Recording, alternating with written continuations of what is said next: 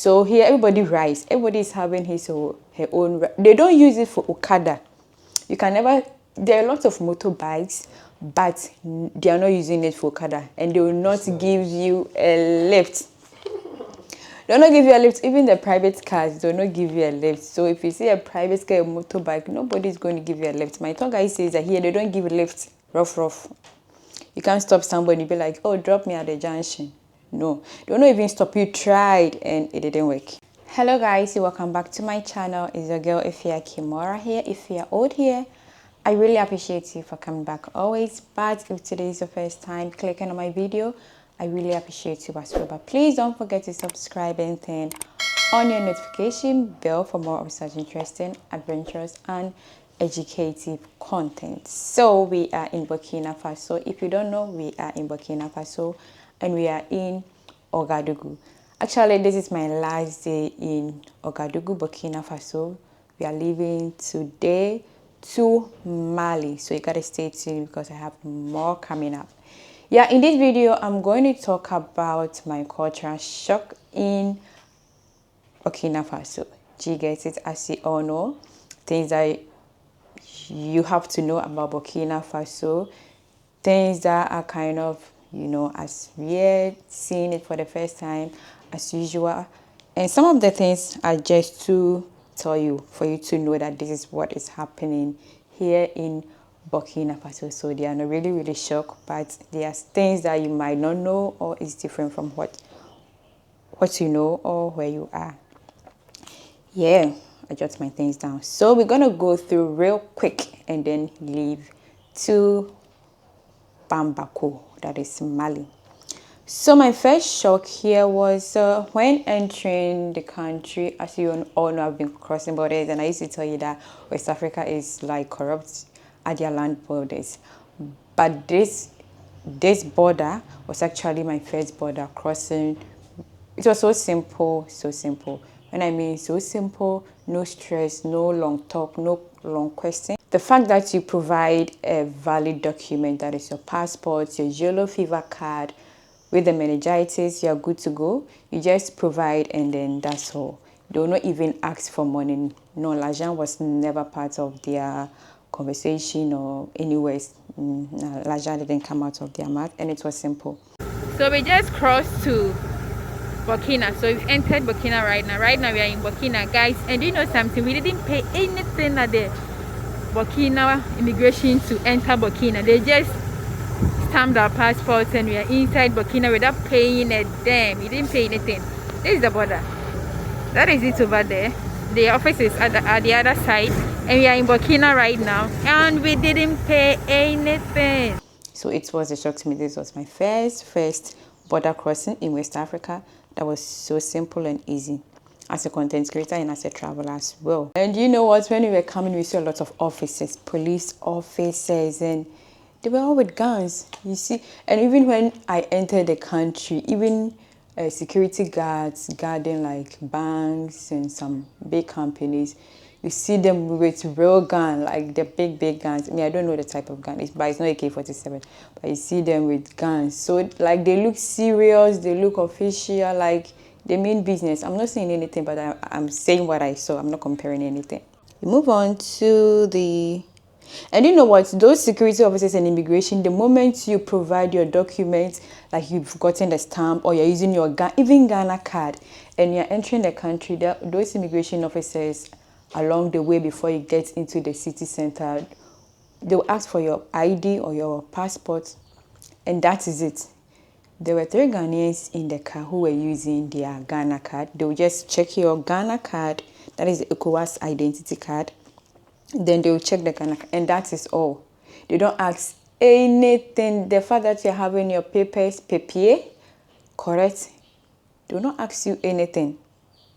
I know where, I guess you know where I'm coming from, here from the others. The moment you're entering the country, oh, you're dead. And when coming from the border to the country, they are kind of mad houses, but their mad houses are kind of different. I'm going to show you that. Yeah, their mad houses are kind of different, and they live far away apart from one another, and the whole place looks dried and dusty. Yeah, So that's what is here. The desert land, Sahel. The whole place looks desert. And here the sun scorches so hard, it hits so hard, it can hit and dry up your brain. I'll not lie to you. The sun is so hard here, everywhere is dried. And you know what? Everybody here rides. Everybody rides, whether bicycle, motorbike, like children from 10 years to old people like 70, even 80 people, either riding a bicycle or riding a motorbike. I can't even ride a bicycle. And since everybody rides, like that's their means of transport, everybody is having a ride here. So that kind of trotro in Ghana doesn't work here. And that kind of taxi is not common. They are few. You have to walk to go and look for a taxi. And if you're in a particular place where taxis don't come there, then you are there. They have this booking app called Okam. It's like Uber or something like that. I asked the one Okab driver and he says there are many. How many drivers? He said there are 100 plus. There are few, but he says there are many. So here everybody rides. Everybody is having his or her own. They don't use it for Okada. You can never. There are lots of motorbikes, but they are not using it for Okada, and they will not give you a lift. They will not give you a lift. Even the private cars, they will not give you a lift. So if you see a private car or motorbike, nobody is going to give you a lift. My tour guy says that here they don't give a lift. Rough. You can't stop somebody and be like, oh, drop me at the junction. No, they will not even stop. You tried and it didn't work. Guys, here it's very difficult to get a car. Even lift, taxi. Even taxi, you're not going to get. You're stranded here. Unless you use Okap. The motors, they don't do Okada. Nobody's going to give you free ride. So you're just stranded. They don't give free ride here. They don't give free ride here. Really? No taxi too. The taxis are somewhere inside. Where we are, no taxi. What's he saying? See us? So their trees are kind of short. They don't have long trees. The only long or taller tree that I saw is a mango tree. They have this kind of short shebata tree, and the other trees, they don't have that long trees that you've been seeing. Maybe if you've seen any long tree. Okay, guys, so let's talk about this one. You all know, I know you know that Burkina Faso is dangerous. I was having that same perception, and even when coming, I was anticipating like maybe this is what I'm going for. Yes, but when we got here, guys, we've explored for 3 days. I'm here with my travel buddy. He's called Ebenezer. So we are two here. We've explored, and our tour guide who lives here, so he was helping us around. We've explored for 3 solid days, so 4 nights, 3 days, and today is our last day. The place looks peaceful, guys. Let me tell you. When you say peaceful, everybody is minding his or her business. They are just doing their thing. Here it's like the normal Africa, the Togo, the Benin, the Burkina, the Ghana, Ivory Coast, the Liberia you see. The place looks peaceful and the people are not harmful. So my guide says that, he told me that here, nobody, like I didn't hear anything like, hey, hold your phone well, somebody will come and snatch your phone away. No. When I was in Kenya, my friend would be like, hey, you're going to the city center, take care of your phone, take care of your gadgets. When I was in Liberia, when I was in Sierra Leone, we were like, hey, you're in the city center, take care of your phone. Somebody can come and just snatch your phone away. Here, I didn't hear anything like that, so I was like, okay, let me ask. You're all busy riding. So let me ask my tour guide, like stealing, snatching people's phone, robbing your bag. He said, no, here they don't do that. You see a lot of motorbikes, they'll come and just pass by you, you'll be holding your phone. They are just busy riding.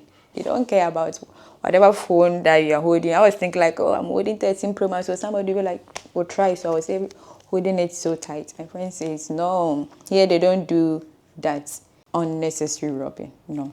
So the place looks peaceful. The people are loving. They are helpful. Like they are friendly. They are very, very friendly. They'll be like, hi, like, it's not like what you think. That's what I want to say. No, Burkina Faso is not like what you think. And okay, guys, let's talk about their food. You have to expect this one. Our first impression on food here, if you've watched that video. And you know what? They don't put salt in their main food, like their carbohydrate food, like the rice, the banku, those type. They don't put salt in. They will serve you the food and later they'll add salt to it. And my friend says, yeah, here they don't add salt to the rice since the sauce is coming with salt inside already, so you have to mix it. They have wachi here, they have acheke here, and also French is no more their official language. Here they speak the French, but you see people speaking their local language, the Mosi language called the More. And he said now French is no more the official language of the No, I think no. French is just only a working language. Yeah, it's a working language. Yeah. Okay. But in school, we are still like learning. You are still learning, but it's not French. the official Yeah, language. official. So what are the official languages? I would say the local languages. The local language. Yeah, they speak the More a lot. Even as we went to church and they were speaking More there, they weren't speaking French. So here right now, French is no more their official language, but the local language. So now they are teaching the local languages. Although they teach the French in school, but it is not their official language.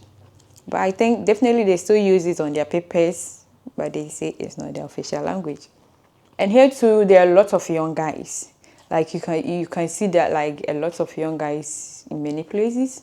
Like the soldier people, there are lots of, you can see that this person is like 19, 18, 20, young guys. So we were shooting or we were just roaming on the streets somewhere in the city center, like a place like an Independence Square, like in Ghana.